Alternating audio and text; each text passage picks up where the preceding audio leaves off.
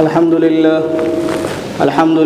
نحمده ونستعينه ونستغفره ونؤمن به ونتوكل عليه ونعوذ بالله من شرور أنفسنا ومن سيئات أعمالنا من يهده الله فلا مضل له ومن يضلله فلا هادي له ونشهد أن لا إله إلا الله ونشهد أن سيدنا ومولانا محمدا عبده ورسوله وصلى الله تعالى على خير خلقه محمد وعلى آله وأصحابه أجمعين أما بعد فأعوذ بالله من الشيطان الرجيم بسم الله الرحمن الرحيم للرجال نصيب مما اكتسبوا وللنساء نصيب مما اكتسبنا صدق الله العظيم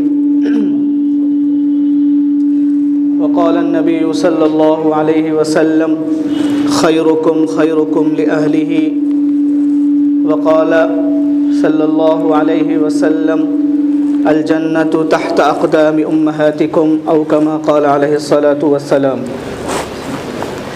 محترم بزرگوں اور دوستو، اللہ تبارک و تعالی نے دنیا میں جتنی چیزوں کو پیدا کیا وہ سب ہماری بھلائی کے لیے اور ہمارے فائدے کے لیے پیدا کیا۔ دنیا میں جتنی چیزیں ہیں وہ سب کے سب اللہ تعالیٰ نے انسان کے لیے پیدا کیے۔ اگرچہ بہت سی چیزوں کا ادراک اور علم ہم کو نہیں ہوتا کہ اس سے کیا فائدہ ہوتا ہے، لیکن اللہ تعالیٰ نے اس کو ہمارے فائدے کے لیے پیدا کیا۔ اور آج کا جو سائنس ہے وہ اس بات کو پروف کرتا ہے کہ اگر یہ چیز نہیں ہوتی تو اس کا کیا اثر ہوتا، اور یہ چیز نہیں ہوتی تو اس کا کیا اثر ہوتا۔ اس لیے آج کل آپ نے سنا ہوگا کہ اسکولوں میں EVS سبجیکٹ پڑھایا جاتا ہے، انوائرمنٹل اسٹڈیز پڑھائی جاتی ہے کہ اپنے ماحولیات کو کیسے بچا کے رکھتے ہیں۔ اس ماحولیات میں صرف پیڑ پودے ہی نہیں ہیں بلکہ اس ماحولیات میں جانور تک شامل ہیں۔ کیا شامل ہیں؟ جانور تک شامل ہیں۔ تو اس کا مطلب ہے کہ اللہ تعالیٰ نے جس چیز کو پیدا کیا اس چیز کو بے فائدہ نہیں پیدا کیا، بلکہ ہر چیز کا اپنا فائدہ ہے اور ہر چیز کا اپنا کام ہے۔ ہر چیز کا اپنا کام ہے۔ اگر وہ اس کام سے ہٹ جاتا ہے تو پھر اس کی وجہ سے بگاڑ پیدا ہوتا ہے، اس کی وجہ سے بگاڑ پیدا ہوتا ہے۔ اسی طرح اللہ تبارک و تعالی نے جو انسانوں کو پیدا کیا تو انسانوں کو پیدا کر کر اس کو اپنی اپنی ذمہ داری بتلا دی۔ کیا بتلا دی؟ اپنی اپنی ذمہ داری بتلا دی کہ اگر انسان اپنی ذمہ داری پوری نہیں کرے گا تو معاشرے میں بگاڑ پیدا ہوگا۔ معاشرہ کس کو کہتے ہیں؟ معاشرہ اسی کو تو کہتے ہیں کہ جس گھر میں ہم رہتے ہیں اگر 4 لوگ ہیں تو وہ ہمارا معاشرہ ہے۔ اس سے آگے بڑھیں گے تو جس محلے میں ہم رہتے ہیں وہ ہمارا معاشرہ ہے۔ اس آگے بڑھیں گے تو جس اسٹیٹ میں آپ رہتے ہیں وہ آپ کا معاشرہ ہے۔ اس سے آگے بڑھیں گے تو ملک آپ کا ہے۔ تو یہ معاشرہ ہے۔ اگر ہر انسان اپنی ذمہ داری صحیح سے پوری کرے گا تو پھر کوئی فساد پیدا نہیں ہوگا۔ فساد کہاں پیدا ہوتا ہے؟ ایک دوسرے میں چپقلش کہاں پیدا ہوتی ہے؟ ایک دوسرے میں کھینچا تانی کہاں پیدا ہوتی ہے؟ وہیں پیدا ہوتی ہے جہاں پر ہم اپنا تو حق ادا نہیں کرتے اور دوسروں سے اپنے حق کا مطالبہ ضرور کرتے ہیں۔ مثلا ہم اپنے گھر میں ہیں، بیوی اور شوہر کے الگ الگ حقوق ہیں۔ بیوی اور شوہر کے الگ الگ حقوق ہیں۔ شوہر تو یہ چاہتا ہے کہ بیوی میرا حق ادا کرے، لیکن شوہر پر جو بیوی کے حقوق ہیں وہ خود ادا نہیں کرتا۔ عام طور سے جھگڑوں کی بنیاد اگر آپ دیکھیں گے تو یہی ہوتی ہے کہ بیوی میری بات نہیں مانتی، یہ نہیں ہوتا، وہ نہیں ہوتا۔ کیوں نہیں ہوتا بھائی؟ کہ آپ اس کا خیال ہی نہیں رکھتے، آپ اس کی ضروریات کا خیال ہی نہیں رکھتے، آپ اس کے ساتھ اس کا ہاتھ نہیں بٹاتے، تو معاشرے میں بگاڑ پیدا ہوتا ہے۔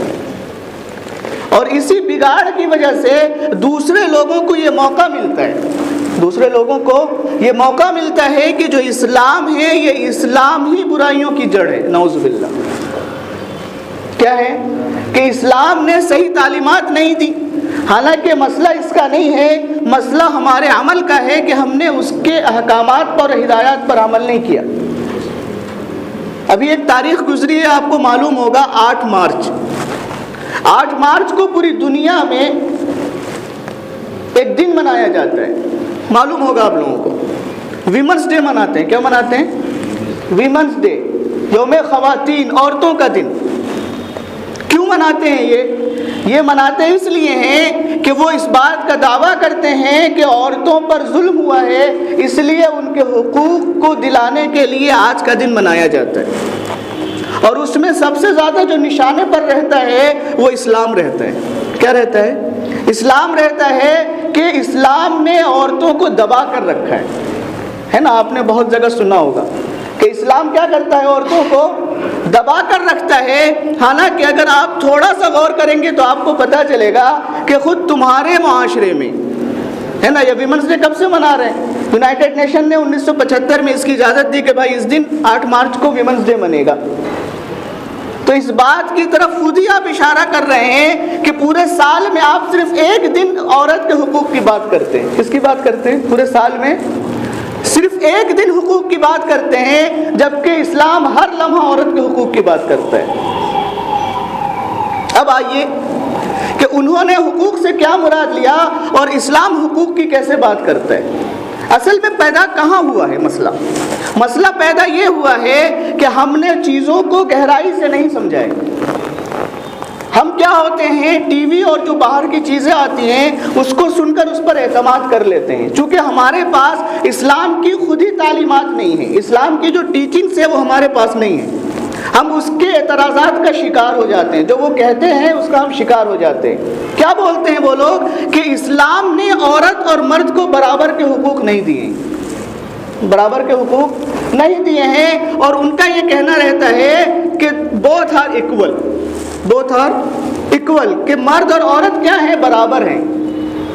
اور ان کی برابری کا مطلب یہ ہوتا ہے کہ جو کام مرد کر سکتا ہے وہ کام عورت بھی کر سکتی ہے، جو کام مرد کر سکتا ہے وہ کام عورت بھی کر سکتی ہے۔ اس کا مطلب یہ ہوا کہ اگر مرد آفس جاتا ہے تو عورت بھی آفس جائے گی،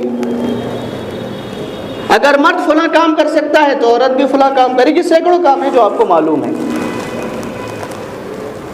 اور اسلام کہتا ہے کہ عورت اور مرد برابر تو ہیں، لیکن دونوں کا دائرہ کار الگ الگ ہے، دونوں کا دائرہ کار الگ الگ ہے۔ ٹھیک اسی طرح سے کہ ایک گاڑی ہے، گاڑی کے اندر 2 پہیے ہیں، دونوں کا کام الگ الگ ہے، دونوں کا کام الگ الگ ہے۔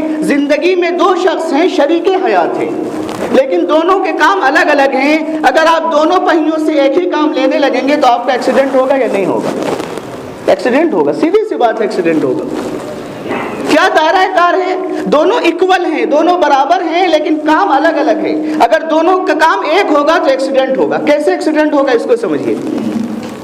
ان لوگوں نے کہا جو اعتراضات کرتے ہیں کہ اسلام نے عورت کو مظلوم بنا کر رکھا ہے کہ ایکول ہے، آپ اندازہ کیجئے، انہوں نے کہا کہ عورت بھی کام کر سکتی ہے جس طرح سے مرد کام کرتا ہے۔ آپ نے کہاں بھیج دیا اس کو؟ آفس میں بھیج دیا۔ کہاں بھیج دیا؟ آفس وہ کتنے بجے اٹھے گی جانے کے لیے؟ آپ اندازہ کیجئے، جس وقت مرد اٹھے گا اس وقت عورت اٹھے گی، اور پھر اس کو دوپہر کا لنچ بھی بنانا ہے، اپنا بھی بنانا ہے اور شوہر کا بھی بنانا ہے اور بچوں کا بھی بنانا ہے، بچوں کو اسکول بھی چھوڑنا ہے۔ اور اس کے غائبانے میں جب وہ 9-10 گھنٹے ڈیوٹی کر کے آئے گی تو پھر اس کے غائبانے میں بچے کا خیال کون رکھے گی؟ اس کے لیے وہ ایک ہائر کرتے ہیں، اس کے لیے ایک دوسری عورت آتی ہے جس کو میڈ بولتے ہیں۔ کیا بولتے ہیں؟ میڈ بولتے ہیں کہ ایک عورت آئے گی، دایا آئے گی، وہ اس کی خدمت کرے گی۔ آپ مجھے یہ بتائیے کہ وہ جو دوسری عورت آئی ہے کیا وہ عورت نہیں ہے؟ وہ جو دوسری عورت آئی ہے آپ کے بچے کی خدمت کے لیے، کیا وہ عورت نہیں ہے؟ جب وہ بھی عورت ہے تو اس کے حقوق کی بات کیوں نہیں کرتے آپ؟ پھر کیا ہوتا ہے، شاید جو لوگ ممبئی میں گئے ہیں یا دوسری جگہوں پر گئے ہیں، آپ نے دیکھا ہوگا کہ عورتوں کو ہم نے ان آنکھوں سے دیکھا ہے کہ جب وہ ٹرین میں جاتی ہیں تو پھل لیتے ہوئے، سبزی لیتے ہوئے اپنا سبزی کاٹتے ہوئے جاتی ہیں کہ گھر جا کے ان کو کیا کرنا ہے، کھانا پکانا ہے۔ مطلب کیا ہوا کہ اس عورت ذات پہ آپ نے ڈبل بوجھ ڈال دیا آزادی کے نام پر. کس کے نام پر؟ ڈبل بوجھ ڈال دیا کہ وہ صبح اٹھتی ہے، گھر کا کام بھی کرتی ہے، پھر جاب بھی کرتی ہے، اور پھر اس کے بعد اپنے بچوں کی پرورش بھی کرتی ہے. اب گھر آئے گی تو اس کا سسٹم تباہ ہوا یا نہیں ہوا؟ بچوں کو کب ٹائم دیا اس نے؟ بچوں کی تربیت تو ایک بڑا مسئلہ ہے نا. بچوں کو کب ٹائم دیا اس نے؟ دیا ٹائم ہی نہیں دیا تو بچوں کی تربیت کیسے ہوگی؟ پورا کا پورا جنریشن گیپ ہو رہا ہے. اسلام نے کہا نہیں، ایکول ہونے کا مطلب یہ نہیں ہے. اسلام نے کہا کہ ایکول ہونے کا مطلب یہ ہے کہ مرد اور عورت برابر ہیں لیکن ذمہ داری الگ الگ ہے. ایسا نہیں ہے کہ مرد کا کام اور عورت کا کام برابر ہے، بلکہ مرد کا کام یہ ہے کہ باہر جا کے محنت کرے اور عورت کا کام یہ ہے کہ گھر کی ذمہ داری سنبھالے. اور ذمہ داری سنبھالنے کا یہ مطلب نہیں ہے کہ وہ نوکر ہے، وہ گھر کی ملکہ ہے. کیا ہے؟ وہ گھر کی ملکہ ہے.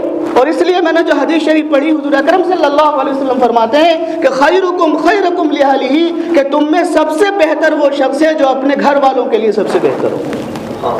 تم میں سب سے بہتر کون شخص ہے؟ جو اپنے گھر والوں کے لیے بہتر ہو. اور آگے چلیے کہ عورت کو اسلام نے مظلوم نہیں بنایا، بلکہ کیا فرمایا کہ الجنت تحت اقدام امہاتکم، کہ جنت جو ہے وہ ماں کے قدموں کے نیچے. جنت کہاں ہے؟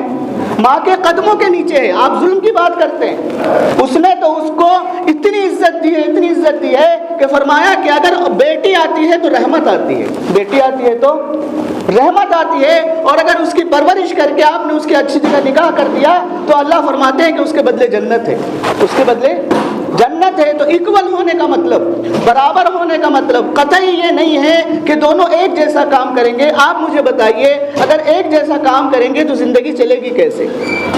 اگر دونوں کمانے جائیں گے تو بچوں کی تربیت کیسے ہوگی؟ گھر کا خیال کون رکھے گا؟ ممکن ہی نہیں ہے، زندگی نہیں چلے گی. آپ دیکھ لیجیے ویسٹرن کنٹریز میں آج جو فیملی سسٹم تباہ ہو رہا ہے، کیا ہو رہا ہے؟ ہر شخص فروزن فوڈ کھا رہا ہے. کیا کھا رہا ہے؟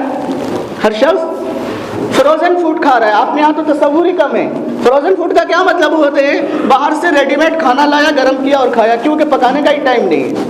کیا نہیں ہے؟ پکانے کا ہی ٹائم نہیں ہے. جب آپ زندگی کو اتنا الجھا دیں گے اور ایک دوسرے کو حقوق کو گڈمٹ کر دیں گے تو زندگی اسی طرح سے تباہ ہوتی ہے. تو اسلام نے جتنا عورت کو حق دیا ہے اتنا کبھی نہیں دیا. آپ کو معلوم ہے ہمارے جو برادران وطن ہیں ان کے ہاں پہلے عورتیں کیا ہوتی تھیں؟ اگر شوہر مر جاتا تھا تو ان کو ستی کیا جاتا تھا. کیا کیا جاتا تھا؟ ستی کیا جاتا تھا. ستی سمجھتے ہیں؟ ستی کا کیا مطلب ہوتا ہے؟ شوہر کی چتا کے پاس اس کو بھی زندہ آگ میں جلا دیا جاتا تھا. حضور اکرم صلی اللہ علیہ وسلم سے پہلے عورتوں کو، بچوں کو زندہ درگور کر دیا جاتا تھا، قبر میں دفنا دیا جاتا تھا. اسلام نے آیا تو اسلام نے حقوق دیے. میں نے جو آیت پڑھی بات ختم کروں گا. اسلام نے عورت کو معاشی حق بھی دیا، اکانومیکلی بھی اسٹرانگ کیا. اور کیا کہا کہ للرجال نصیب مما اکتسبوا وللنساء نصیب مما اکتسبنا، کہ جس طرح سے مرد جو کماتے ہیں ان کا حق ہے، عورتیں اگر کمائیں گی تو ان کا بھی ان کا حق ہے. ایسا نہیں ہے کہ مرد کو اختیار ہے. عجیب بات ہے، سن لیجیے اب بہت لاسٹ بات، کہ عورتوں کا جو خرچہ ہے وہ مرد پر لازم ہے. مرد پر لازم ہے. نان و نفقہ کس پر لازم ہوتا ہے؟ شوہر پر لازم ہوتا ہے. اگرچہ عورت مالدار ہو تب بھی، اگرچہ عورت مالدار ہو تب بھی، اس سے زیادہ اور کیا حق ہوگا؟ اللہ تعالیٰ مجھے بھی اور آپ کو بھی کہنا چاہتا ہوں.